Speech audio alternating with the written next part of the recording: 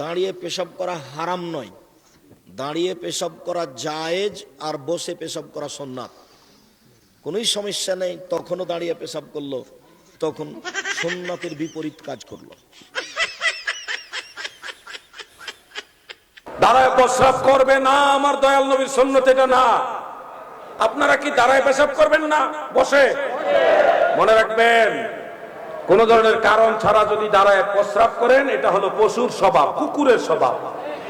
আপনাদের এই ফেনী জেলায় কুকুর বসে বসে পেশাব করতে দেখছেননি? দেখছেন? কুকুরের স্বভাব হলো দাঁড়ায় পেশাব করা। মানুষ বসে পেশাব করবে, এটা স্বাভাবিক। মানুষ মানুষের মতো বাঁচুন, কোনোই সমস্যা নেই। তখনও দাঁড়িয়ে পেশাব করলো। যারা দাঁড়িয়ে প্রস্রাব করে তাদের কিডনিতে পাথর হওয়ার সম্ভাবনা বেড়ে যায়। যারা প্রস্রাব পরিপূর্ণ শেষ না করে উঠে যায়, তাদের কিডনিতে পাথর হওয়ার সম্ভাবনা বেড়ে যায়।